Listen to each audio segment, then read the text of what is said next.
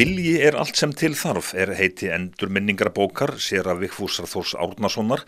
Hann lét af störfum fyrr á þessu ári eftir að hafa þjónað sem sóknarprestur í 4 áratugi, fyrst á Siglufirði og seinni hluta starfsævinnar í Grafarvogi í Reykjavík. Séra Vigfús segir á vissan hátt sérkennilegt að rifja upp starfsævina og sjá síðan útkomuna á bók. Það var Ragnar Ingi Aðalsteinsson sem skráði. Séra Vigfús var sóknarprestur á Siglufirði í 13 ár og hann segir að þau ár hafi mótað sig mjög.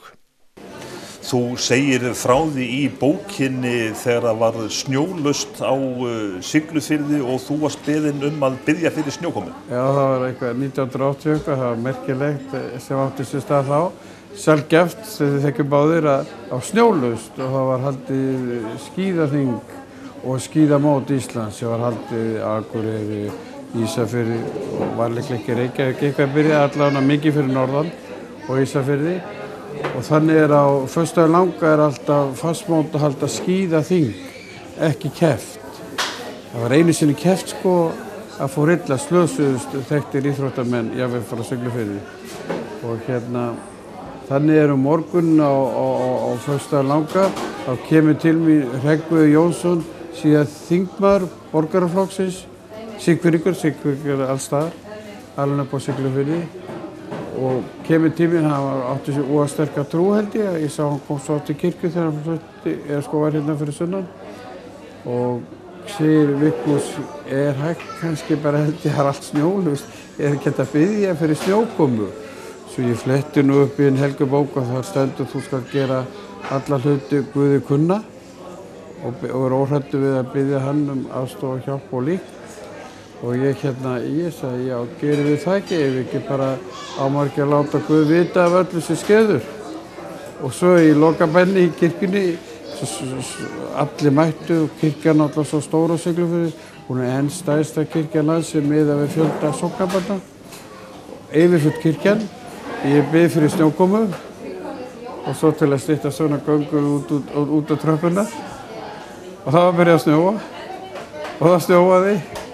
Allan daginn, allt kvöldið, alla nóttina, svo 10 liti, 9:30, kom hann aftur upp á Hvanneyri, hann þekkti til sín og við þekktumstum og sagði, Vigfús ekki möguleiki bara að biðja að þessari snjókomu ljúka því tækin get ekki drutt og það allt fast og enginn kemst yfir á hóli.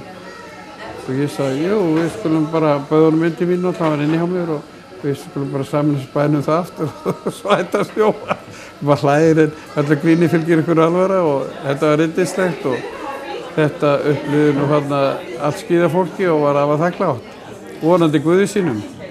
En þegar þú gerir upp þinn lífsferil í þessari bók, hvað stendur upp úr í þínu starfi sem prestur?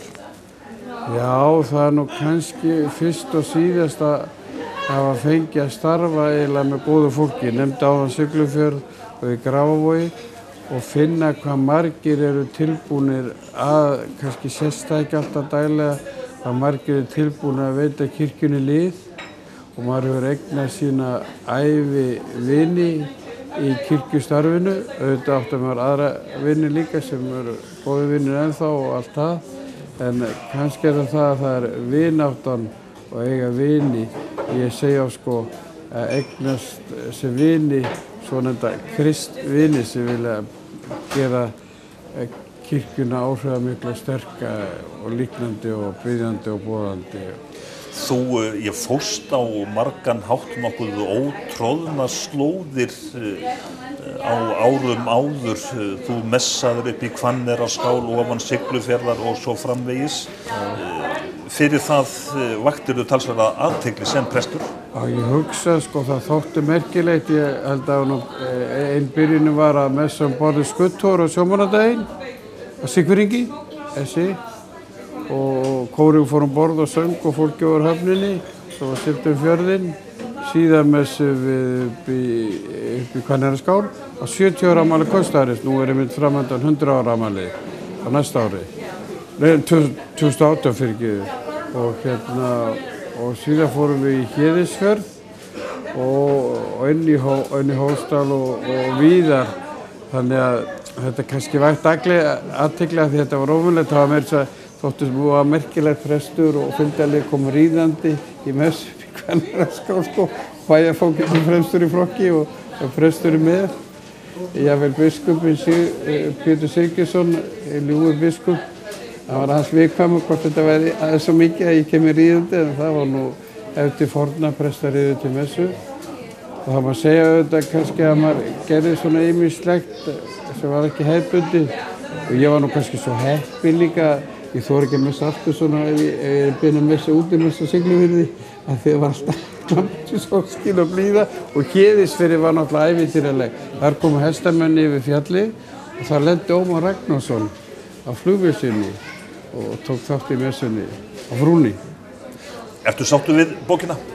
Já, það er gaman að heyra sko bókina, öllum finnst þú svona létt og skemmtileg og mikið grín og það er gaman sem ég er búinn að upplifa að ég sko hitt eitt hérna á Hlíðanum sem ég átti heima fyrst, mikill valsari sjálfur og hérna fekk nú einmitt núna í lauk heiðursmerki vals og svo annan sem var alveg upp í Vogahverfinu, Alfheimon og Vogum, þar sem sér Árelíus var prestur og sér Sigur Haukur og síðan að fara til Siglufjarðar og ég er búinn að hitta og í Grafarvogi auðvitað, þegar segja allir, ég finnst, og þeir á mínum aldri náttúrulega, ég finnst eins og ég sé að lesa söguna, mína eigin sögu. Það svona höfðadótið til fólks og kannski hafa margir gaman að fletta upp sagt svona grín og alvöru að því ég lendi í að vera svo einn til að byrja með í Grafarvogi að ég er búinn að ferma 6.500 fermingabörn sko. Og bara þau koma bókinn, það var alltaf í góðu lagi, en þetta er bara virkilega skemmtilegt og ekkert annað skemmtun. Og gaman að vita líka, og svo sem gefur bókinn er búinn að heyra að hún sé að selja, þó það skiptir mikið með í máli, þetta lítur allt vel út. Það voru líka góðir menn sem styrkt okkur, þannig að bókinn er alveg heilu nú þegar sko. Enginn tapar, mann er illa við ykkur tap á manni sjálfum, en það verður ekki. Þannig að hann segir mér góða fréttir frá sölunni þessa dagana.